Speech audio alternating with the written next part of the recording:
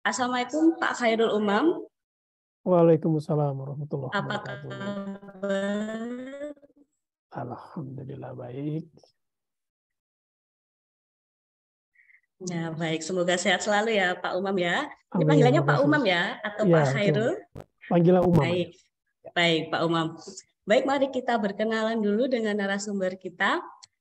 Beliau merupakan memiliki nama lengkap yaitu Bapak Khairul Umam, dan beliau merupakan saat ini beliau memiliki pendidikan yaitu yang pertama Master of Library and Information Management di University of South Australia Adelaide. SE itu Australia ya Pak? Ya, South Australia. Australia Selatan. South of Australia. Ya, beliau menempuh pendidikan dari tahun 2013 hingga tahun 2014. Dan selanjutnya saat ini beliau menempuh pendidikan di PhD in Computer and Information Science di universitas yang sama, yaitu di University of South Australia Adelaide, South Australia, mulai tahun Januari tahun 2029 hingga saat ini. Seperti dan beliau memiliki pengalaman kerja yaitu sebagai proyek tahun Januari sampai Desember tahun 2022, dan sebelumnya beliau pernah menjadi kepala sub bidang kerjasama perpustakaan mulai tahun 2016 hingga tahun 2019. Dan beliau ini merupakan awardee dari beasiswa Australia ya Pak, Australia Award. Jangan, kalau usah ngikut muncul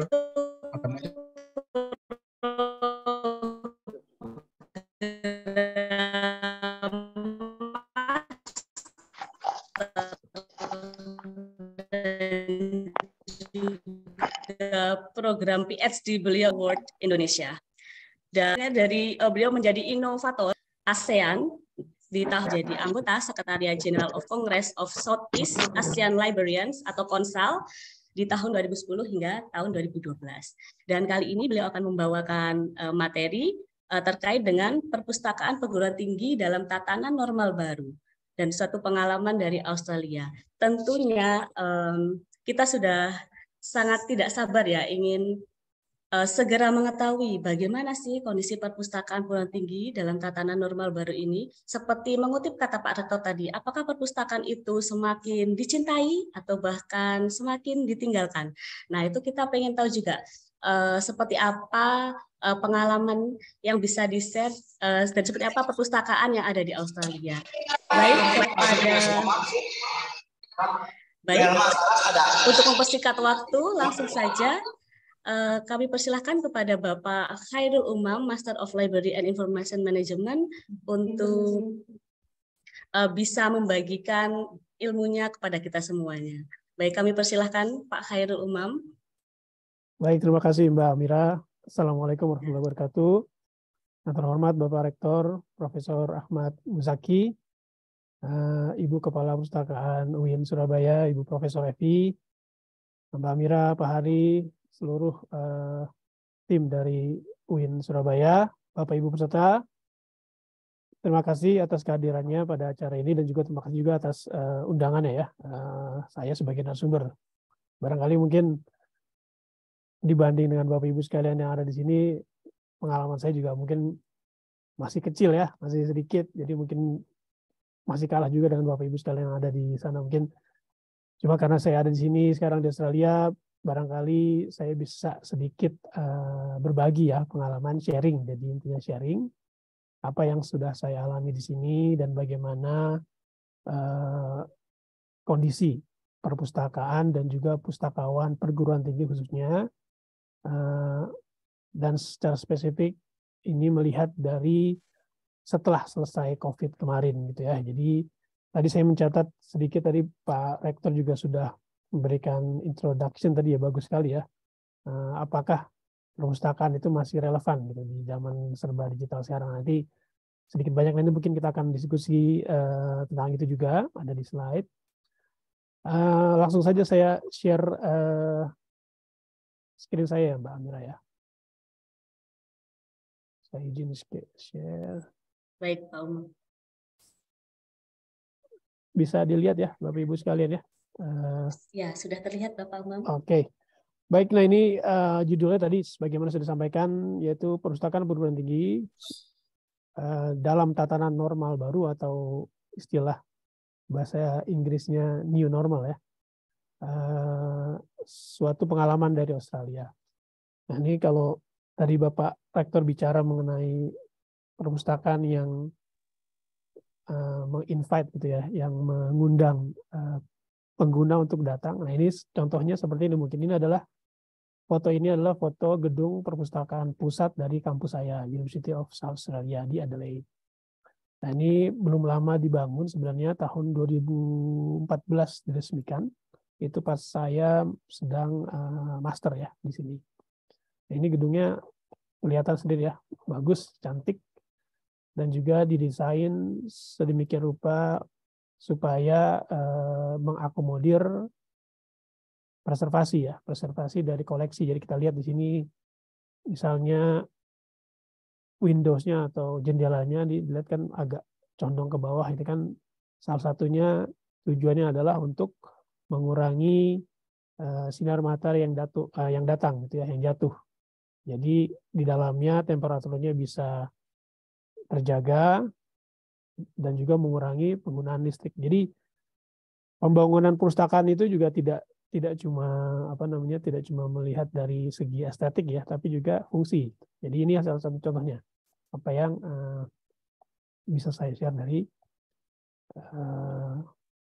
pengalaman saya di Australia ya, sini ya.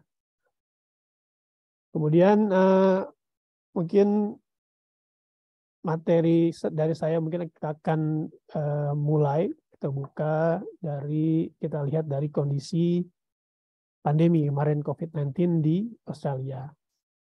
Secara umum mungkin kurang lebih sama ya seperti yang dialami oleh seluruh negara di dunia.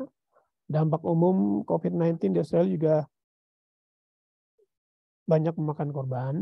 Mungkin secara rasio, bahkan mungkin lebih besar secara rasio dengan jumlah penduduk di Australia, karena jumlah penduduk di Australia itu sangat sedikit sekali ya, 20 jutaan kalau nggak salah ya, itu kurang lebih sama dengan penduduk DKI Jakarta. 20 jutaan. Sedangkan di South Australia sendiri, negara bagian yang saya tinggal saat ini, jumlah penduduknya kurang lebih 1,5 jutaan. Itu satu negara bagian.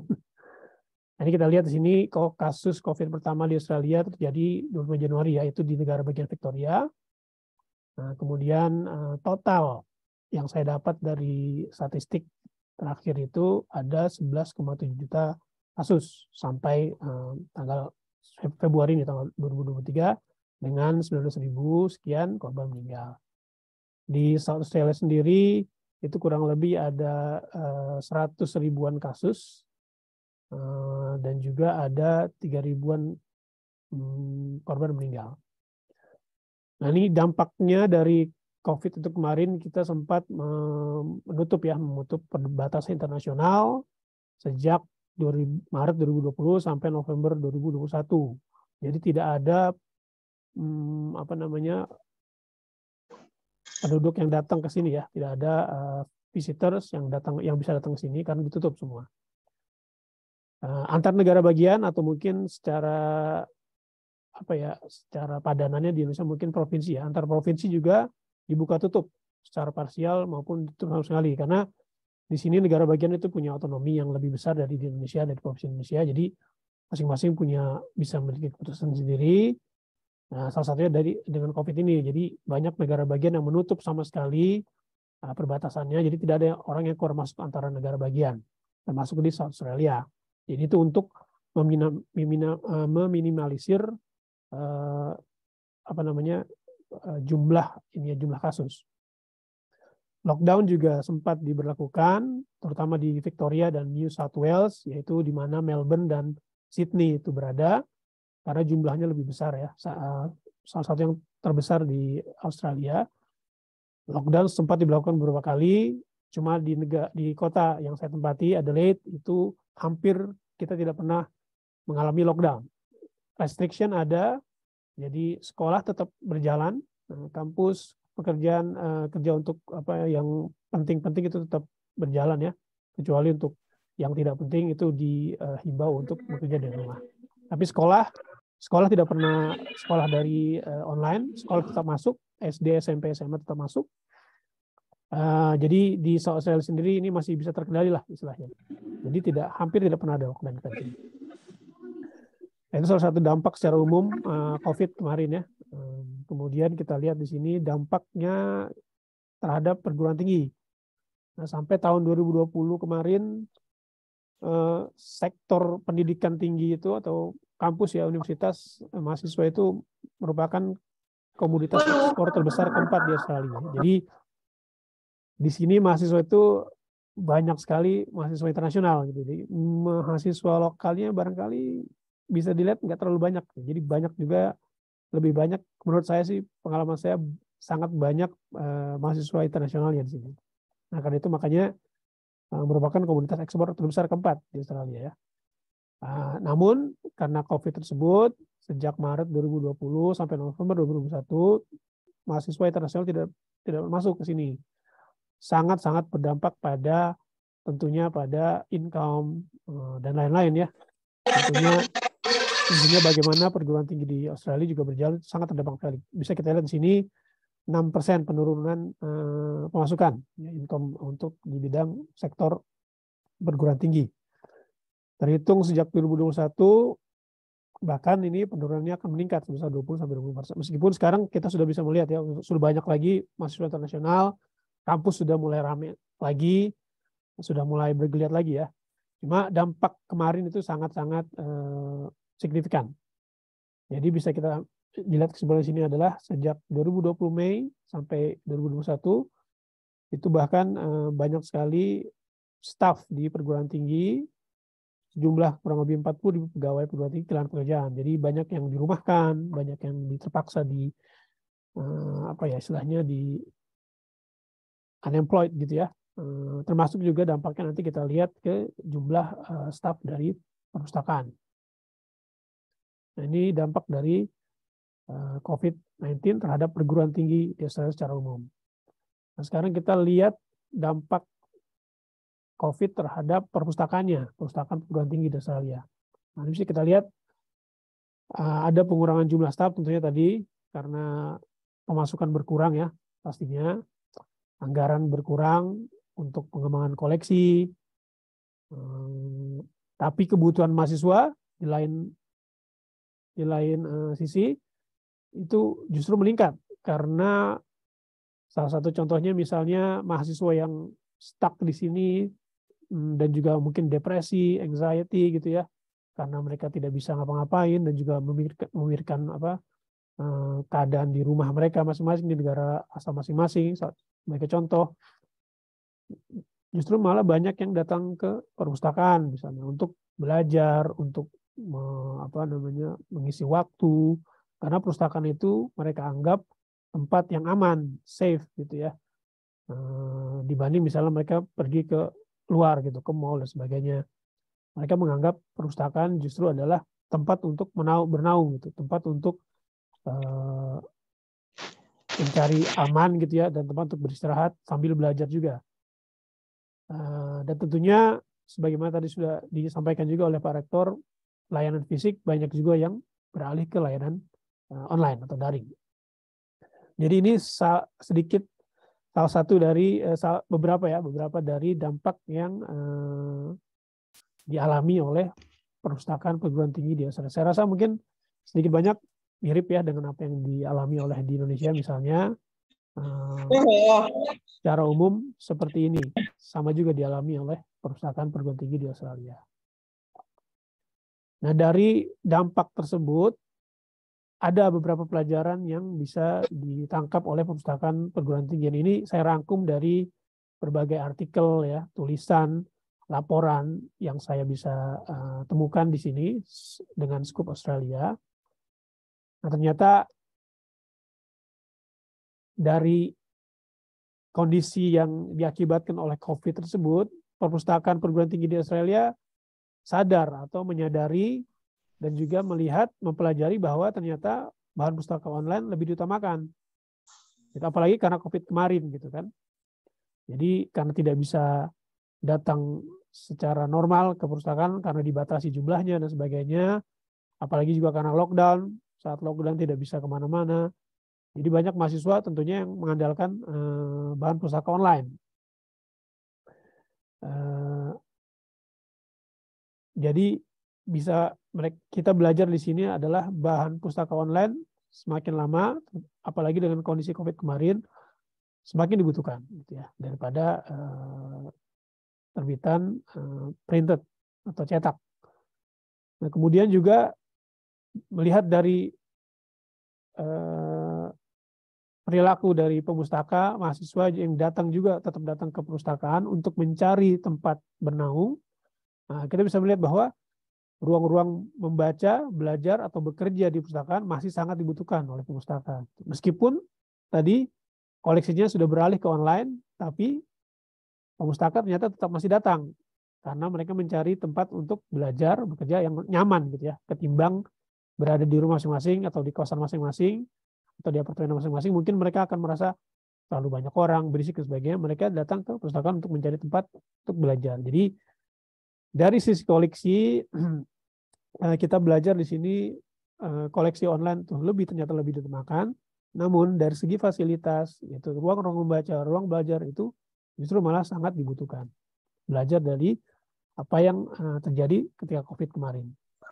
Nah, kemudian bisa kita lihat di sini pustakawan dari sisi perpustakaan sendiri dan pustakawan sendiri, kita belajar bahwa kita harus selalu terdepan dalam daya tahan dan justru maksudnya apa nih daya tahan? Karena ketika COVID kemarin semua orang tuh terdampak ya, banyak yang jadi tidak dapat beraktivitas kembali gitu ya, sakit dan sebagainya, mentok dari segi koneksi dan sebagainya. Nah, dari pustakawan sendiri kita dituntut untuk lebih tahan dari mereka karena kita memberikan layanan buat mahasiswa tersebut gitu. Jadi kita harus lebih tegar dan kuat dari staf-staf yang lain. Barangkali kalau dosen bisa kerja dari rumah gitu ya dan sebagainya. Cuma kalau pustakawan kita harus lebih tough dari mereka sambil juga berinovasi bagaimana memfasilitasi, mengakomodasi mahasiswa pengguna ini, staf akademis di universitas untuk bisa terus menggunakan layanan dan koleksi perpustakaan gitu. Jadi inilah pelajarannya bahwa pustakawan itu harus lebih tough dari orang lain di universitas karena kita harus terus berupaya inovasi karena melihat tadi antusiasme dan juga ternyata banyak mahasiswa yang tetap menggunakan dan melihat perpustakaan sebagai tempat bernaung gitu ketika mereka sedang dalam masalah dan terutama kemarin karena COVID.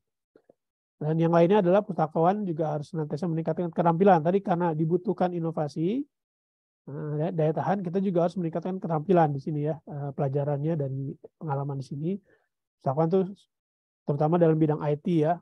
Dan yang sekarang ini ya kemarin itu kan kita harus bisa Zoom ya. Dan juga lain-lain untuk membuat konten-konten digital. Bahkan nanti lebih lanjut bantuan penelitian nanti kita akan bahas di slide berikutnya. Jadi inilah pelajaran-pelajaran ditangkap dari dampak COVID kemarin. Dari sisi mahasiswa, bagaimana mereka menggunakan perpustakaan, dan juga dari sisi pustakawan, bagaimana kita ternyata harus lebih kuat dari siapapun, dan juga harus terus mengasah keterampilan kita dan inovasi kita untuk dalam rangka memfasilitasi dan mengakomodir kebutuhan-kebutuhan mahasiswa yang berkembang tadi ya. Lalu ini sedikit apa yang rangkuman dari apa yang dilakukan oleh perpustakaan perguruan tinggi di sini dalam rangka merespon pelajaran-pelajaran tersebut. Ada beberapa perpustakaan yang mengembangkan perpustakaan virtual yang inklusif, artinya mereka membuka layanan tanya jawab, misalnya gitu ask to librarian dan sebagainya. Saya rasa juga ini juga sudah mulai digiatkan ya di perpustakaan-perpustakaan perguruan tinggi di Indonesia. Kemudian juga penyediaan ruang-ruangan, ada beberapa perpustakaan sini yang mengembangkan ruangan di perpustakaannya atau bahkan mengalihfungsikan ruangan-ruangan yang terdapat di perpustakaannya untuk tempat mahasiswa belajar dan menggunakan untuk bekerja dan lain-lain gitu ya. Kemudian juga banyak juga perpustakaan yang meningkatkan penyediaan akses ke bahan pustaka yang mereka ini ada berbagai cara ya, nanti kita akan diskusikan di slide berikutnya. Inovasi layanan dan juga tentunya perubahan metode kerja work from office ke work from home gitu ya sebagian. Jadi bagaimana kita tetap bekerja dari rumah dan tapi tetap melayani secara langsung gitu dengan mahasiswa. Tadi ya dengan layanan referensi, layanan librarian dan sebagainya. Nah, inilah dari beberapa contoh dari respon yang dilakukan oleh perpustakaan perguruan tinggi dalam merespon tadi ya pelajaran-pelajaran yang ditangkap dari COVID-19. Nah, kita lanjut ke section berikutnya ya, yang nomor 2 ini.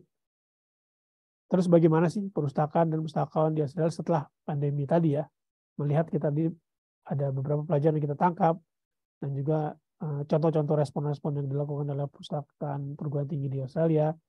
Nah ini kalau kita rangkum atau kita analisis apa sih secara garis besar tuh gambaran atau apa yang dilakukan dan apa yang harus dilakukan oleh perusahaan perguruan tinggi di Australia secara pengalaman saya di sini dalam merespon hal-hal tersebut. Ada 3 hal yang bisa saya tangkap ya sebagai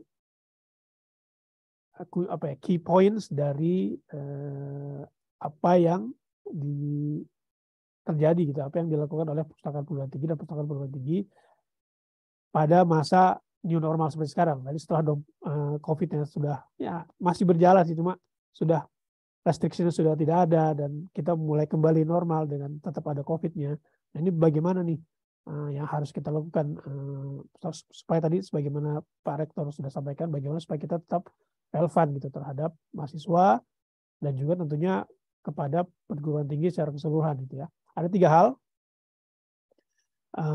yaitu kita harus reinvent temu kembali ya, istilah perpustakaan banget ya, temu kembali. Nanti we have to reinvent our roles and values gitu ya, peran dan nilai dari perpustakaan perguruan tinggi dan juga pustakawan perguruan tinggi. Ada 3 hal utamanya, yaitu peran dan nilai perpustakaan dan pustakawan perguruan tinggi bagi mahasiswa. Yang kedua adalah bagi staf akademis, yaitu dosen, peneliti dan sebagainya. Dan juga bagaimana peran dan nilai kita bagi universitas secara keseluruhan perguruan tinggi. Nah, ini akan kita bedah satu persatu. Jadi tiga hal utama untuk meng-reinvent peran dan nilai perpustakaan perguruan tinggi dalam masa new normal dan tentunya dalam masa serba digital sekarang ya. Nah, yang pertama kita lihat dari peran dan nilai perpustakaan dan perguruan tinggi dari sisi mahasiswa. Nilai kita di mata mahasiswa bagaimana sih? Nah ini sekali lagi ini adalah sharing dari pengalaman yang terjadi di Australia. Yang pertama adalah koneksi atau hubungan dengan mahasiswa. Jadi nilai dan peran kita yang muncul dan juga berkembang itu adalah koneksi dan hubungan kita dengan mahasiswa. Tadi sebagaimana kita lihat tadi, mahasiswa saat COVID mereka tetap lari ke perpustakaan untuk mencari naungan gitu ya, bernaung. Nah, bagaimana nih untuk memelihara hubungan tersebut dengan mahasiswa supaya mereka tetap melihat perpustakaan itu sebagai sesuatu yang penting. Bagaimana mereka tetap membutuhkan perpustakaan tadi sebagaimana tadi Pak Rektor sebutkan ya. Nah, di sini di Australia itu banyak sekali inovasi-inovasi kegiatan yang dilakukan oleh perpustakaan perguruan tinggi untuk menangkap peran dan nilai perpustakaan bagi mahasiswa dalam hal koneksi dan hubungan dengan mahasiswa. Yang pertama ini salah satu, saya berikan beberapa contoh yang dilakukan oleh beberapa universitas di sini ya, perpustakaan universitas di sini, yaitu contohnya misalnya apa yang dilakukan oleh ANU atau Australian National University. Nah, ini mereka punya layanan click and collect. Nah, click and collect ini karena ini merupakan salah satu dampak dari COVID kemarin. Jadi karena mahasiswa tidak dapat waktu masih lockdown, jadi perpustakaan itu tidak bisa diakses secara fisik, itu mereka membuka atau membuat suatu layanan bernama Klik Pilot. Jadi mahasiswa yang butuh koleksi tertentu ya, tentunya yang hanya ada di berbentuk cetak bukan online, itu mereka bisa membuka layanan ini, mengklik, nanti akan mengisi di mana mereka bisa ambil ya, atau kalau nggak salah juga mereka juga menyediakan di drop juga ya ke tempat yang tertentu gitu ya.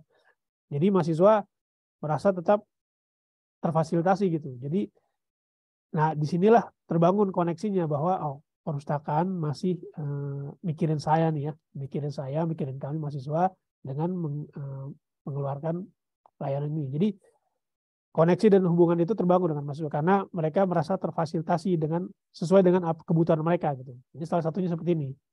Nah, kemudian juga yang dilakukan oleh Monash itu virtual information points. Jadi hal-hal yang biasa mereka lakukan ketika ke perpustakaan datang, misalnya mereka ingin menanya ini, menanya itu bisa dilakukan secara virtual. Nah, ini yang dibangun oleh Monash University. Mereka membangun layanan bernama inovasi layanan virtual atau virtual information points yang menyediakan layanan untuk mahasiswa untuk tetap bertanya, untuk seperti bagaimana mereka menggunakan perpustakaan saat mereka masih bisa datang gitu ya. Dan ini memang secara spesifik ini datang karena dampak COVID tersebut. Tapi sampai sekarang ini tetap berjalan gitu ya. Karena ternyata masih banyak yang membutuhkan dan sebagian mahasiswa itu masih cenderung untuk prefer untuk bertanya atau menggunakan layanan perpustakaan melalui digital, secara virtual. Barangkali karena mereka malas misalnya, bukan malas, artinya mereka malu mungkin ya gitu ya. Jadi ini adalah salah satu alternatif bagi mahasiswa untuk tetap menggunakan layanan perpustakaan tapi tidak langsung datang. Nah, ini juga berdampak pada terbangunnya hubungan dengan mahasiswa tersebut. Nah, tentunya terakhir adalah bukan terakhir dari apa yang sebenarnya ada mungkin di luar ya, tapi ini terakhir dari contoh ini adalah pengadaan sebagai pelatihan online. Jadi banyak sekali pelatihan-pelatihan online yang disediakan oleh perpustakaan. Sekarang ke BJB berat nih. Contohnya misalnya tadi saya dengar tadi lihat di video perpustakaan UIN ya, kayak layanan Mendeley ya. Di sini kita menggunakan EndNote. Ya, jadi perpustakaan menyediakan training-training seperti itu, pelatihan-pelatihan online yang terkait dengan kuliahnya. Tentunya juga dengan misalnya penulisan, tata cara penulisan, penggunaan EndNote dan sebagainya, itu disediakan oleh perpustakaan. Dan ini tentunya dalam rangka untuk membangun hubungan dan koneksi dengan mahasiswa, supaya mahasiswa merasa tetap diurusi, tetap di care gitu ya, tetap merasa mereka tetap istilahnya tuh disayang gitu oleh perpustakaan karena dengan disediakannya fasilitas-fasilitas tersebut. Dalam saat mereka down, ternyata perpustakaan masih melayani mereka dan berusaha untuk reach out ke mereka. Nah, ini adalah salah satu dari peran dan nilai perpustakaan bagi mahasiswa. Lanjutnya yaitu peran dan nilai perpustakaan bagi mahasiswa. Yang kedua adalah penyedia ruang belajar bagi mahasiswa dalam perpustakaan. Tadi ya sebagaimana saya sebutkan, masih banyak sekali mahasiswa yang di sini yang menggunakan perpustakaan sebagai tempat bernaung ya, tempat belajar karena mungkin mereka tidak nyaman di rumah dan sebagainya. Mereka tetap akan datang ke perpustakaan. Nah, inilah fungsi dari perpustakaan, fisik perpustakaan, fasilitas dan ruang-ruangan itu untuk memfasilitasi mahasiswa yang butuh untuk mencari ruang buat mereka sendiri untuk buat belajar. Nah, ini mungkin yang paling simpel ya, karena sifatnya cuma ruang belajar, tapi mungkin ada kaidah-kaidah tertentu bagaimana supaya meskipun sudah ada ruangannya, tapi supaya mereka betah dan supaya juga tetap terfasilitasi gitu ya. Tentunya kita harus melihat fasilitas yang harus ada di ruang-ruang belajar yang disediakan oleh perpustakaan untuk mahasiswa. Nah, ini tindak lanjut yang dilakukan oleh perpustakaan perguruan tinggi di sini. Ya, ada 4 contoh ya: desain ulang, pengubahan ruang perpustakaan untuk belajar mahasiswa. Ini terjadi di ANU dan Monash. Ini mereka jadi punya beberapa ruangan yang ternyata mungkin tidak terpakai dan sebagainya. Mereka ubah menjadi ruang-ruangan yang nyaman untuk mahasiswa. Kemudian pengadaan fasilitas ruangan lengkap, nyaman, ruang-ruang pribadi yang bisa di-booking gitu ya. Dan juga ada dari University of Queensland ya, Queensland University, alumninya dari Pak Rektor tadi ya, ini sedang membangun ulang malah gedung perpustakaan. Nah, ini kalau dari foto-foto yang saya tempatkan di sini ini adalah foto-foto dari ruangan yang ada di perpustakaan pusat kampus saya. Kita lihat di sini ya, nyaman ya, nyaman, dan juga ini ruangan-ruangan yang bisa di booking oleh mahasiswa untuk belajar kelompok dan sebagainya. Ini ada beberapa sekat-sekat yang bisa digunakan untuk belajar sendiri, dan seperti ini juga ya. Furniture-furniturnya itu menginvite gitu ya untuk datang. Saya sendiri kalau setiap datang ke perpustakaan tuh rasanya pengen duduk di situ aja terus nggak kemana-mana. Karena fasilitasnya lengkap, ada kalau untuk makan juga ada microwave, ya, ada air panas, ada kulkas, segala ada lah pokoknya. Jadi kita tinggal hampir kita nggak perlu ngekos lagi gitu karena semuanya di situ. Yang nggak boleh pasti tentu kita tidur di perpustakaan ya, nggak boleh itu. Tidur boleh tapi untuk sekedar napping aja, tapi untuk tidur dalam arti tidur semalaman itu nggak boleh. Nah ini adalah tadi dari poin kedua, yaitu penyedia ruang belajar. Buat nilai dari perpustakaan perguruan tinggi adalah penyedia ruang belajar bagi mahasiswa. Nah yang terakhir, yang ketiga adalah penyedia akses dan juga pengembang bahan pustaka online. Melihat dari lesson yang kita pelajari kemarin dari COVID, orang nggak bisa datang ke perpustakaan, hanya bisa akses online. Nah ini bagaimana kita harus menyediakan koleksi online yang sebanyak-banyaknya buat mereka. Tapi kan penyediaan koleksi online itu kan nggak selalu kita harus beli atau subscribe gitu ya, karena sebagaimana tadi sudah disebutkan juga salah satu dampaknya pengurangan anggaran. Nah ini nggak bisa kan kita beli, cuma beli aja. Nah ini tindak lanjut dari perpustakaan perguruan tinggi di sini tentunya, dan saya juga yakin sudah dilakukan juga oleh perpustakaan dan universitas di Indonesia, yaitu implementasi kebijakan open access dan pengembangan repository. Nah nanti ada kaitannya dengan staf dan peneliti di kampus juga, nanti kita akan bahas di slide berikutnya. Nah, ini bagaimana mereka mengendorse dan juga mempromote, menginitiate gitu ya kebijakan open access supaya semakin banyak keluaran-keluaran output riset dari kampus tersebut dan juga tentunya dari sumber-sumber lain itu bisa diakses oleh semuanya tanpa berbayar gitu ya, dan juga bagi perpustakaan sendiri tidak perlu keluar biaya lagi. Nah, ini selain kebijakan tadi, dari segi kebijakan tentunya kolaborasi dengan universitas, juga kita kolaborasi dengan staf akademik supaya mereka mau untuk mendepositkan atau mensubmit, mengirimkan hasil karya mereka ke repository, salah satu contohnya. Dan juga untuk dalam rangka mengembangkan koleksi dari online kita. Karena kalau satu universitas melakukan itu dan universitas lain melakukan itu, maka akan saling berbagi gitu ya. Jadi bisa lebih banyak jumlah koleksi online yang bisa diakses. Nah, tentunya yang terakhir ini adalah negosiasi dengan penerbit. Jadi perpustakaan perguruan tinggi di sini kita juga harus bisa nih bernegosiasi dengan penerbit bagaimana cara supaya contohnya misalnya ada peneliti dari kampus ingin submit ya artikel, kita juga harus bisa negosiasi bagaimana supaya preprintnya itu bisa kita ambil, kita taruh di repository kita dan bisa dimanfaatkan oleh mahasiswa gitu. Jadi inilah salah satu salah tiga dari tindak lanjut atau respon atau kegiatan yang dilakukan oleh perpustakaan perguruan tinggi di sini dalam rangka mengakomodir tadi peran dan nilai perpustakaan bagi mahasiswa dari sisi penyedia akses bahan pustaka online.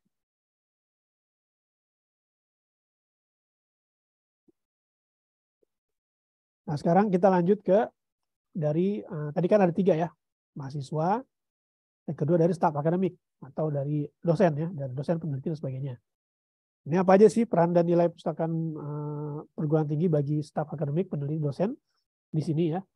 Nah, yang pertama adalah pengembang, tentu tadi sama ya, kaitannya langsung dengan yang sebelumnya itu penyedia akses bahan pustaka. Tapi dari sisi staf akademik, ini bagaimana nih perspektifnya? Nah, kita bekerja sama dengan mereka dalam pengembangan tadi ya, sebagaimana saya sebutkan, encourage mereka untuk mendepositkan preprint mereka ke repositori, dan juga mengencourage mereka untuk menggunakan jurnal atau artikel-artikel open access gitu. Jadi tidak perlu subscribe dan beli dan sebagainya. Nah ini ya, ini dari nilai perpustakaan bagi staf akademik. Karena dengan cara itu kita membantu mereka untuk expose gitu ya, expose dari hasil karya mereka ke luar gitu, dengan cara mendepositkan atau menempatkan hasil karya mereka ke open access dan repository.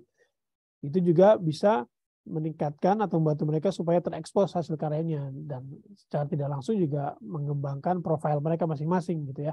Jadi ini peran dan nilai perpustakaan buat mereka. Jadi kita sebagai penyedia online tentunya untuk mereka gunakan, dan juga untuk mereka manfaatkan untuk memarket atau membangun profil mereka gitu ya. Jadi ada dua sisi.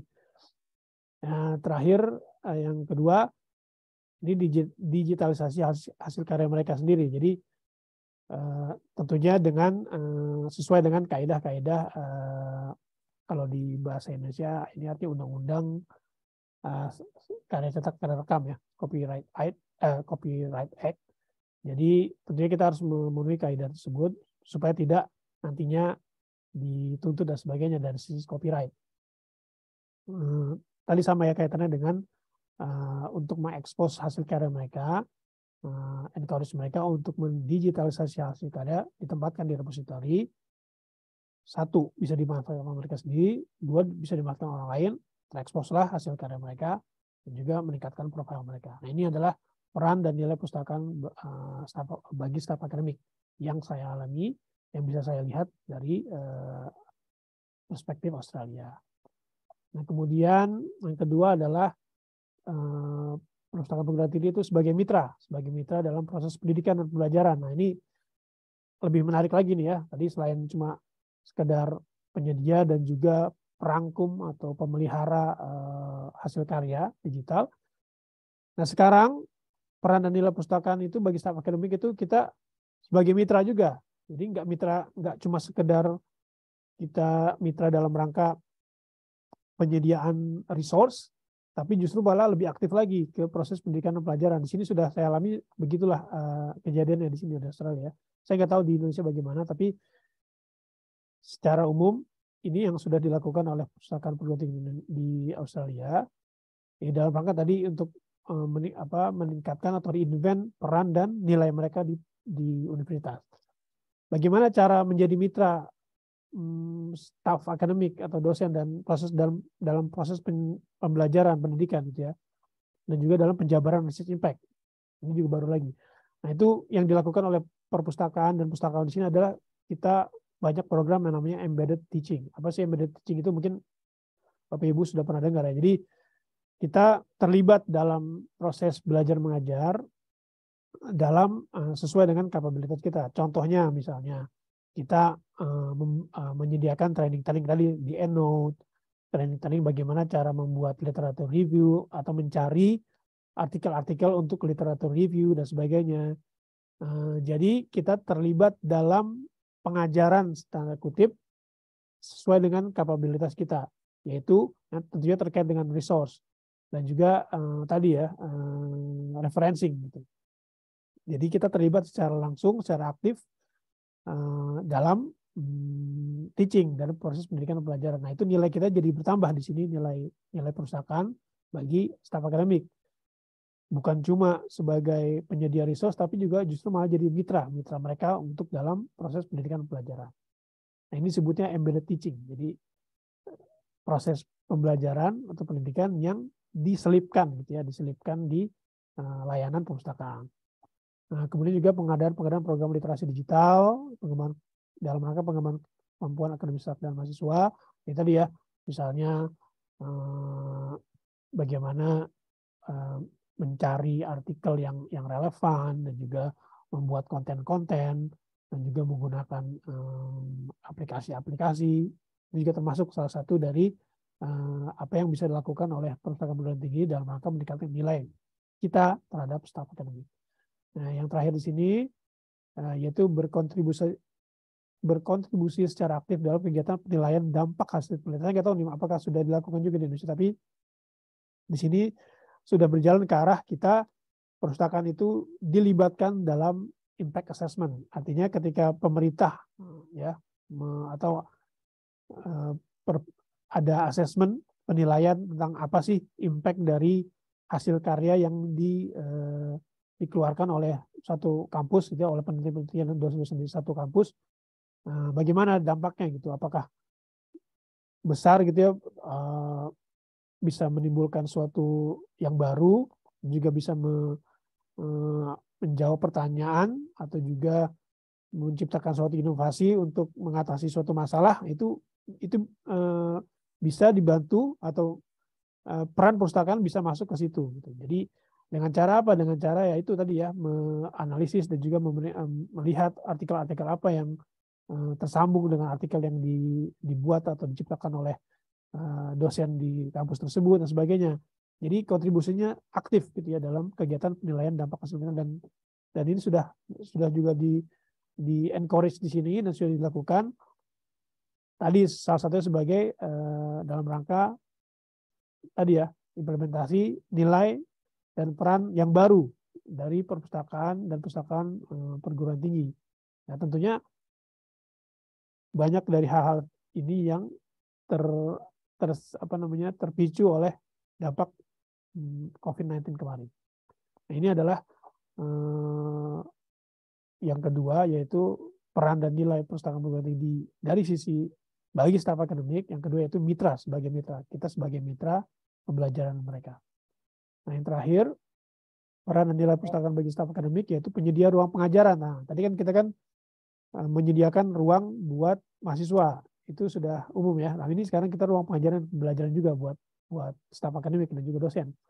Nah, tentunya ini dengan penyediaan fasilitas penunjang kegiatan pengajaran seperti yang sudah dilakukan di ANU contohnya, yaitu alat untuk merekam materi kuliah.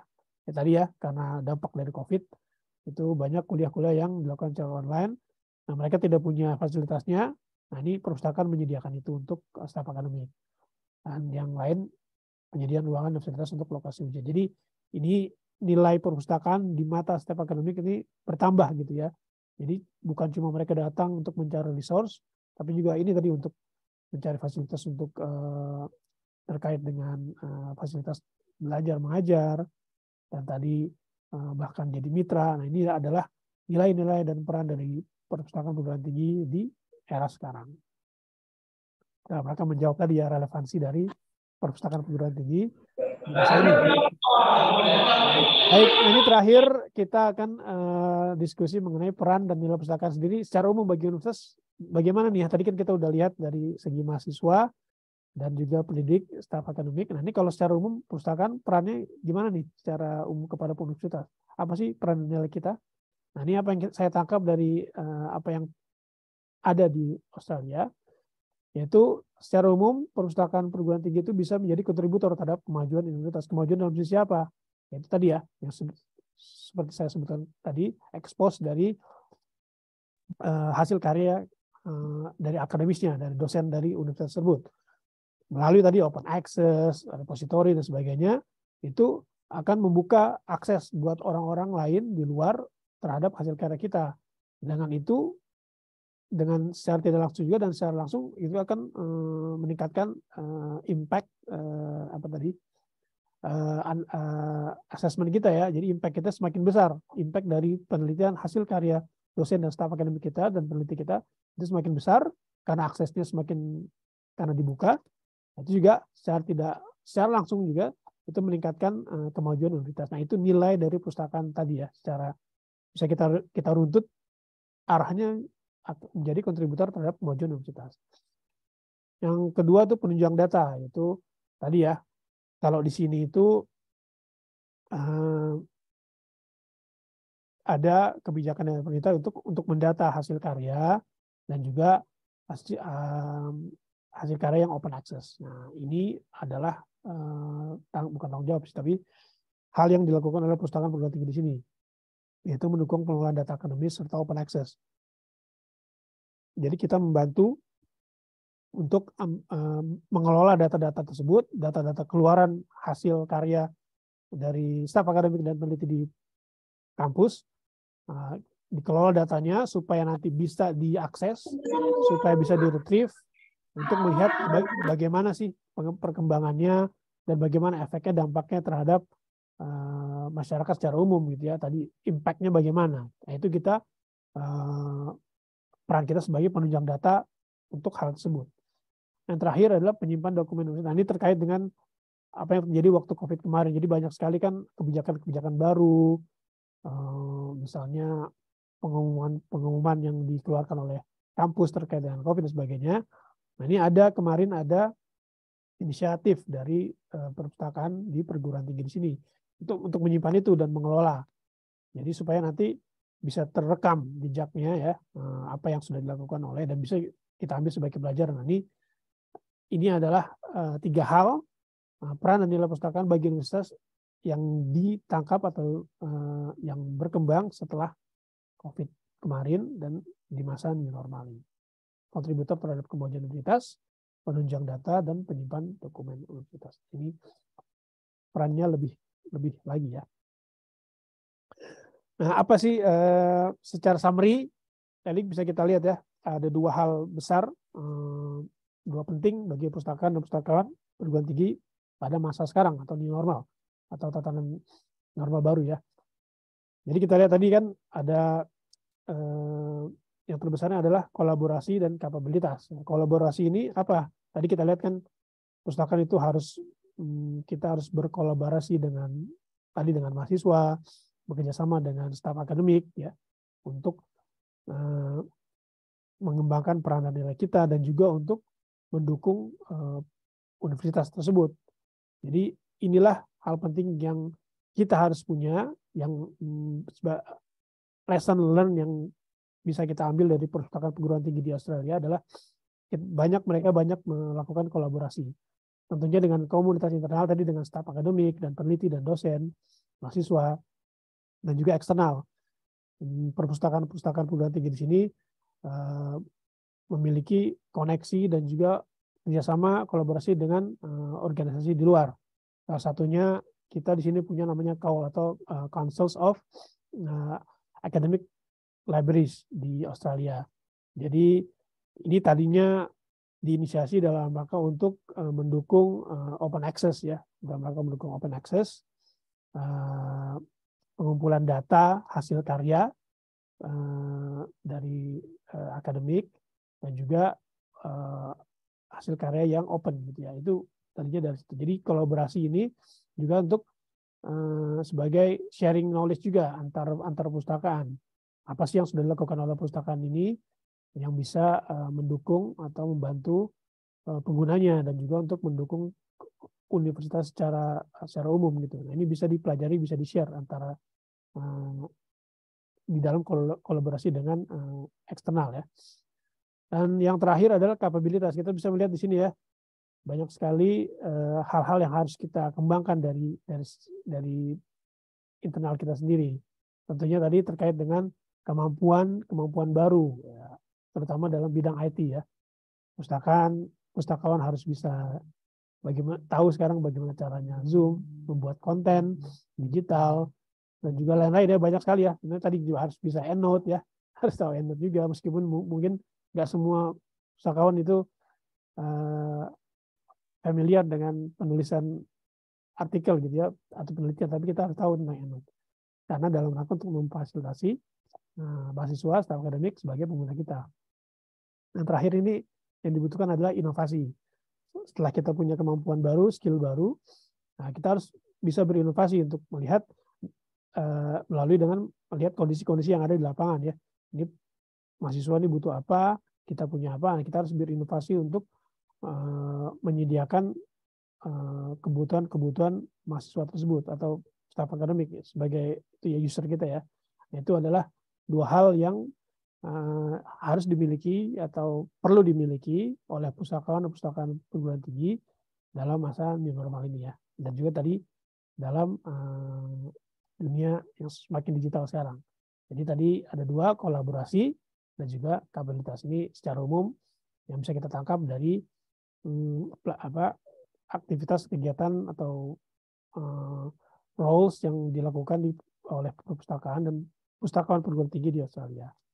Barangkali itu yang bisa saya sampaikan, Bapak Ibu sekalian. Terakhir, terima kasih. Ini ada kontak saya jika nanti berkenan untuk tanya jawab atau share knowledge yang lain. Ini adalah referensi yang utama dari apa yang saya ambil untuk presentasi saya. Mungkin demikian, Bapak Ibu sekalian. Terima kasih. Baik, terima kasih atas pemaparan materinya oleh Bapak Khairul Umam, Master of Library and Information Management. Sangat luar biasa sekali untuk sharing ilmunya, sehingga kita bisa mengetahui seperti apa. Halo, ya, sehingga kita bisa mengetahui seperti apa perpustakaan yang ada di Australia, terutama setelah post pandemik ya, setelah adanya COVID-19. Ya memang seperti yang kita rasakan dampak COVID-19 ini memang sangat luar biasa ya. Terutama untuk di perpustakaan bisa membuat adanya peralihan dari kebanyakan ini ya. Sekarang layanannya menjadi online seperti itu dan kebanyakan untuk pemanfaatan koleksinya itu juga beralih ke online. Dan memang di sana dibutuhkan suatu sinergi atau kolaborasi yang kuat di dalam komunitas internal, baik itu dari mahasiswa itu sendiri, staf akademis, dan juga dari universitas, dan juga diperlukan adanya kolaborasi eksternal ya.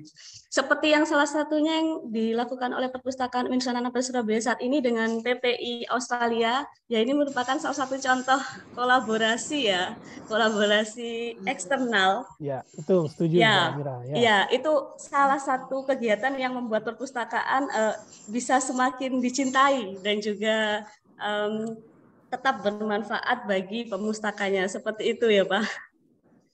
Dan saya setuju juga untuk kapabilitas memang sudah seharusnya dari pustakawan sendiri ataupun dari staf perpustakaan itu memang lebih mengupgrade skillnya terutama dalam bidang IT dan juga analisa data, karena itu sekarang memang yang sedang tren saat ini memang seperti itu, memang dunia cepat sekali berubah seperti itu ya Pak, dan tentunya kita harus tetap berinovasi.